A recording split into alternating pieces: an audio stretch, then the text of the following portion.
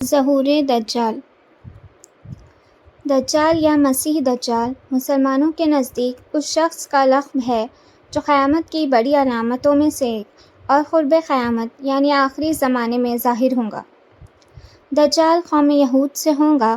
ہر نبی نے اس کے فتنے سے اپنی اپنی قوموں کو ڈرایا ہے، مگر حضرت محمد صلی اللہ علیہ وسلم نے اس کے فتنے کو انتہائی وضاحت سے بیان فرمانے کے ساتھ ساتھ بہت سی نشانیاں اور اس سے بچاؤ کی طریقے اپنی امت کو سمجھا دیے ہیں۔ احادیث نبویہ میں دجال کا کوئی اصلی نام نہیں آیا۔ اسلامی اصطلاح میں اس کا لقب دجال ہے اور یہ لفظ اس کی پہچان اور علامت بن گیا ہے۔ اس کا فتنہ بہت سخت ہوگا، چنانچہ رسول پاک صلی اللہ علیہ وسلم نے فرمایا، آدم کی تخلیق سے لے کر قیامت قائم ہونے تک کوئی بھی فتنہ دجال کے فتنے سے بڑھ کر نہیں ہے۔ دنیا میں موجود 3 بڑی آسمانی مذاہب کے ماننے والے جو دنیا کی غالب اکثریت بھی ہے، ایک ہستی کا انتظار کر رہے ہیں جو آخری زمانے میں ظاہر ہوں گی اور انسانیت کے لیے نجات دہندہ اور مسیحا ثابت ہوں گی۔ ہر آسمانی دین میں اس مسیح موعود کا وعدہ کیا گیا ہے، وہ ہے خلیفہ احمد مہدی۔ دجال کو احادیث میں مسیح دجال بھی کہا گیا ہے۔ دجال کا نام مسیح کیوں رکھا گیا؟ بہت سے اقوال میں سے سب سے واضح قول یہ ہے کہ دجال کو مسیح کہنے کی وجہ یہ ہے کہ اس کی آنکھ اور آئیبرو نہیں ہے۔ بے شک دجال بالکل بند آنکھ والا ہوگا۔ دجال کے جھوٹے ہونے کی علامات: وہ آنکھوں سے نظر آ رہا ہوگا حالانکہ تم اپنے رب کو مرنے سے پہلے نہیں دیکھ سکتے۔ وہ کانا ہوگا حالانکہ تمہارا رب کانا نہیں ہوگا۔ اس کی دونوں آنکھوں کے درمیان کافر جو ہر مومن پڑھ سکے گا، خواہ وہ لکھنا پڑھنا جانتا ہو۔ دجال کا شخصی خاکہ: رسول صلی اللہ علیہ وسلم نے خواب میں دیکھا کہ وہ خانہ کعبہ کا طواف کر رہے ہیں کہ اس دوران انہیں دجال دکھایا گیا۔ آپ صلی اللہ علیہ وسلم نے فرمایا، وہ بھاری بھرکم جسم، سرخ رنگت، گھنگھرالے بال اور ایک آنکھ سے نابینا ہے۔ اس کی آنکھ لٹکے ہوئے انگور کے دانے جیسی ہے۔ وہ شام اور عراق کے درمیان ایک راستے پر نمودار ہوگا، خراسہ کے طرف کے علاقے میں، خراسہ میں، اصفہان کے مقام یہودیہ میں۔ تاہم احادیث کی روشنی میں کسی خاص جگہ کو دجال کے ظہور کے لیے مختص نہیں کیا گیا، جیسے ماہ رمضان کی شب قدر کی رات کا خاص تعین نہیں کیا گیا۔ البتہ احادیث کی روشنی میں 4 مقامات میں بظاہر تضاد معلوم ہونے کی صورت میں اس کی تطبیق کتاب تحفۃ العلمی میں یوں کی گئی ہے کہ دجال کا خروج سب سے پہلے شام اور عراق کے درمیان کی گھاٹی سے ہوگا، مگر اس وقت اس کی شہرت نہ ہوگی۔ اس کے اعوان و انصار یہودیہ گاؤں میں اس کے منتظر ہوں گے۔ وہ وہاں جائے گا اور ان کے ساتھ لے کر پہلا پڑاؤ خوض و کرما میں کرے گا، پھر مسلمانوں کے خلاف اس کا خروج خراسہ سے ہوگا۔ دجال اپنے ظہور کے بعد ہر طرف فتنہ و فساد برپا کرے گا۔ اس کے برپا کردہ فساد کی شدت کا اندازہ حدیث کی روشنی میں واضح ہوتا ہے۔ بس مسلمان شام کے جبل دخان کی طرف بھاگ جائیں گے اور دجال وہاں آ کر ان کا محاصرہ کر لے گا۔ یہ محاصرہ بہت سخت ہوگا اور ان کو بہت سخت مشقت میں ڈال دے گا۔ پھر فجر کے وقت عیسیٰ ابن مریم نازل ہوں گے۔ وہ مسلمانوں سے کہیں گے، اس خبیث کذاب کی طرف نکلنے سے تمہارے لیے کیا چیز مانی ہے؟ مسلمان کہیں گا، یہ شخص جن ہے، لہٰذا اس کا مقابلہ مشکل ہے۔ دجال اپنے آپ کو سب سے پہلے نبی کہیں گا، پھر خدائی کا دعویٰ کرے گا۔ اپنے پیدا کردہ زبردست شک و شبہات میں انسانیت کو پھانستا چلا جائے گا، پھر اپنے آپ کو دجال نہیں بلکہ خدا کہیں گا، نعوذ باللہ۔ نبی کریم صلی اللہ علیہ وسلم نے فرمایا، جو دجال کی خبر سن لے وہ اس سے دور رہے۔ اللہ کی قسم، آدمی اپنے آپ کو مومن سمجھ کر اس کے پاس آئے گا اور پھر اس کے پیدا کردہ شبہات میں اس کی پیروی کرے گا۔ دجال اکیلا نہیں ہوگا بلکہ اس کے ساتھ اس کے ساتھی بھی ہوں گے، یعنی ایک عالمگیر فتنہ ہوگا۔ نبی اکرم صلی اللہ علیہ وسلم کا ارشاد ہے کہ دجال کے پیروکار کی اکثریت یہودی اور عورتیں ہوں گی۔ اللہ رب العزت نے دجال کو غیر معمولی صلاحیتوں سے نوازا ہوگا، تاہم وہ اس کا استعمال برائی اور شر پھیلانے میں کرے گا۔ دجال کی طاقتوں کا اندازہ کچھ حدیثوں سے ملتا ہے۔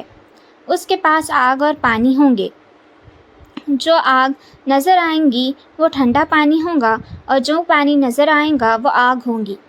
دجال کے پاس روٹیوں کا پہاڑ اور پانی کا دریا ہوگا، مطلب یہ کہ اس کے پاس پانی اور غذا وافر مقدار میں ہوں گے۔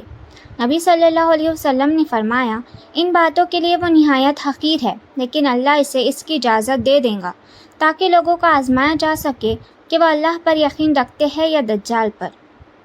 اور پھر دجال اپنے ساتھ ایک دریا اور آگ لے کر آئے گا۔ جو اس کی آگ میں پڑے گا اس کو یقیناً اس کا صلہ ملے گا اور اس کا بوجھ کم کر دیا جائے گا، لیکن جو اس کے دریا میں اترے گا اس کا بوجھ برقرار رہے گا اور اس کا صلہ اس سے چھین لیا جائے گا۔ ہم نے پوچھا، یا رسول اللہ، وہ اس زمین پر کتنی تیزی سے چلے گا؟ آپ صلی اللہ علیہ وسلم نے فرمایا، جس طرح ہوا بادلوں کو اڑا لے جاتی ہے۔ وہ ایک گدھے پر سوار ہوگا، اس گدھے کے کانوں کے درمیان 40 ہاتھوں کا فاصلہ ہوگا۔ اللہ تعالیٰ اس کے ساتھ شیاطین کو بھیجیں گا جو لوگوں سے بات کریں گے۔ وہ ایک بدو سے کہیں گا، اگر میں تمہارے باپ اور ماں کو تمہارے لیے دوبارہ زندہ کر دوں تو تم کیا کرو گے؟ کیا تم شہادت دو گے کہ میں تمہارا خدا ہوں؟ بدو کہیں گا، ہاں۔ چنانچہ 2 شیاطین اس بدو کے ماں باپ کے روپ میں اس کے سامنے آ جائیں گے اور کہیں گے، ہمارے بیٹے، اس کا حکم مانو، یہ تمہارا خدا ہے۔ دجال کسی دیہاتی سے کہیں گا کہ اگر میں تمہارے اونٹ کو زندہ کر دوں تو کیا تم میرے رب ہونے کی گواہی دو گے؟ وہ کہیں گا، ہاں۔ تو دجال کے شیاطین اس دیہاتی کے اونٹ کی شکل اختیار کر کے آ جائیں گے۔ کسی علاقے میں سے گزرے گا، اس علاقے کے لوگ دجال کی تکذیب کر دیں گے، بس اس کے نتیجے میں ان کا کوئی جانور نہیں بچے گا، سب ہلاک ہو جائیں گے۔ دوسرے علاقے سے گزرے گا جہاں کے لوگ اس کی تصدیق کریں گے، اس کے نتیجے میں دجال آسمان کو حکم دے گا، وہ بارش برسانے لگے گا۔ زمین کو حکم دے گا تو زمین خوب غلہ اگانے لگیں گی۔ ان ماننے والوں کے مویشی شام کو اس حال میں آئیں گے کہ وہ پہلے سے زیادہ بڑے اور فربا ہوں گے، کھوکے بھرے ہوئے ہوں گے اور ان کے تھن دودھ سے بھرے ہوں گے۔ دجال آئے گا، لیکن اس کے لیے مدینے میں داخل ہونا ممنوع ہوگا۔ وہ مدینے کے مضافات میں کسی بنجر علاقے میں خیمہ زن ہوگا۔ سے بہترین آدمی یا بہترین لوگوں میں سے ایک اس کے پاس آئے گا اور کہے گا، میں تصدیق کرتا ہوں تم ہی دجال ہو جس کا حلیہ ہمیں اللہ کے نبی صلی اللہ علیہ وسلم نے بتایا تھا۔ الدجال لوگوں سے کہے گا، اگر میں اسے قتل کر دوں اور پھر زندہ کر دوں تو کیا تمہیں میرے دعوے میں کوئی شبہ رہے گا؟ وہ کہیں گے، نہیں۔ پھر دجال اسے قتل کر دے گا اور پھر اسے دوبارہ زندہ کر دے گا۔ وہ آدمی کہے گا، اب میں تمہاری حقیقت کو پہلے سے زیادہ بہتر جان گیا ہوں۔ دجال کہے گا، میں اسے قتل کرنا چاہتا ہوں لیکن ایسا نہیں ہو سکتا۔ اپنے نہ ماننے والوں سے اس کا مال و متاع چھین لے گا، اپنے ماننے والوں کو دنیا کا ظاہری مال و متاع خوب دے گا، ایک نوجوان کو مار کر زندہ کر دے گا۔ دجال مادر ذات اندھے اور کوڑی کو تندرست اور مردے کو زندہ کر دے گا۔ اس کا قبضہ تمام زندگی بخش وسائل مثلاً پانی، آگ اور غذا پر ہوگا۔ اس کے پاس بے تحاشا دولت اور زمین کے خزانے ہوں گے۔ اس کی دسترس تمام قدرتی وسائل پر ہوں گی، مثلاً بارش، فصلیں، قحط، خشک سالی وغیرہ۔ وہ زمین پر اس طرح چلے گا جیسے ہوا بادلوں کو اڑا لے جاتی ہے۔ وہ ایک نقلی جنت اور دوزخ اپنے ساتھ لے کر آئے گا۔ اس کی اعانت و مدد شیاطین کریں گے۔ وہ مردہ لوگوں کی شکل میں بھی ظاہر ہوں گے اور لوگوں سے گفتگو کریں گے۔ وہ زندگی اور موت پر قدرت رکھے گا۔ زندگی اور موت پر اس کا اختیار محدود ہوگا کیونکہ وہ اس مومن کو دوبارہ نہیں مار سکے گا۔ دجال کہاں ہے؟ یہ بات دلچسپی سے خالی نہیں ہے۔ آپ صلی اللہ علیہ وسلم کی پیش گوئی کی تصدیق آپ صلی اللہ علیہ وسلم کی حیات میں ہو گئی تھی، جس پر آپ نے خوشی و مسرت کا اظہار فرمایا۔ جب رسول صلی اللہ علیہ وسلم نماز پڑھ چکے تو وہ منبر پر تشریف فرما ہوئے اور مسکراتے ہوئے فرمایا، تمام لوگ اپنی اپنی جگہ بیٹھے رہے۔ پھر فرمایا، جانتے ہو میں نے تمہیں کیوں جمع کیا؟ لوگوں نے کہا، اللہ اور اس کا رسول بہتر جانتے ہیں۔ صلی اللہ علیہ وسلم نے فرمایا، اللہ کی قسم، میں نے تمہیں نہ تو کسی چیز کا شوق دلانے کے لیے جمع کیا ہے اور نہ کسی چیز سے ڈرانے دھمکانے کے لیے اکٹھا کیا ہے، بلکہ میں نے تمہیں یہ بتانے کے لیے جمع کیا ہے۔ تمیم داری پہلے عیسائی تھا، وہ آیا، اس نے بیعت کی اور اسلام میں داخل ہو گیا۔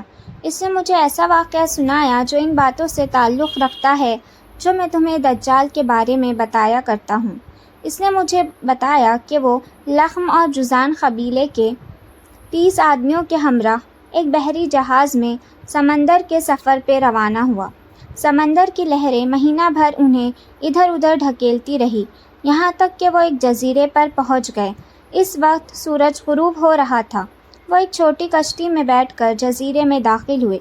جب وہ جزیرے میں داخل ہوئے تو انہیں ایک جانور ملا جس کے جسم پر بہت بال تھے۔ بالوں کی کثرت کی وجہ سے انہیں اس کے آگے پیچھے کچھ پتہ نہ چل سکا۔ انہوں نے کہا، تیرا ستیاناس ہو، تو کیا چیز ہے؟ اس نے کہا، میں جساسہ ہوں۔ انہوں نے پوچھا، یہ جساسہ کیا چیز ہے؟ اس نے کہا، اے لوگو، خانقاہ میں موجود اس آدمی کی طرف جاؤ، وہ تمہاری خبریں سننے کا بڑے تجسس سے انتظار کر رہا ہے۔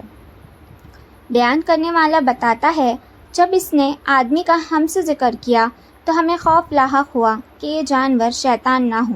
پھر ہم تیزی سے چلے اور خانقاہ میں داخل ہو گئے۔ وہاں ہم نے بھاری بھرکم قد کا ایک آدمی دیکھا جس کے گھٹنوں سے ٹخنوں تک بندھی ایک لوہے کی زنجیر تھی اور اس کے ہاتھ میں اس کی گردن کے ساتھ بندھے تھے۔ میں نے پوچھا، تیرا ستیاناس ہو، تو کیا چیز ہے؟ اس نے کہا، میرا پتہ تمہیں جلد مل جائے گا، یہ بتاؤ کہ تم کون ہو؟ ہم نے کہا کہ ہم عرب سے آئے ہیں۔ ہم جہاز میں سوار ہوئے، سمندر میں طوفان آ گیا، مہینہ بھر لہریں ہمیں دھکیلتی رہی، یہاں تک کہ اس جزیرے کے کنارے لے آئے۔ ہم کشتی میں بیٹھ کر جزیرے میں داخل ہوئے۔ یہاں ہمیں ایک جانور ملا جس کے بدن پر بہت بال تھے۔ بالوں کی کثرت کی وجہ سے اس کے آگے پیچھے کا کچھ پتہ نہیں چل رہا تھا۔ ہم نے اس سے پوچھا، تیرا ستیاناس ہو، تو کیا چیز ہے؟ اس نے کہا، میں جساسہ ہوں۔ ہم نے پوچھا، یہ جساسہ کیا ہے؟ اس نے کہا، خانقاہ میں موجود اس آدمی کی طرف جاؤ، وہ تمہاری خبریں سننے کا بہت شوق سے انتظار کر رہا ہے۔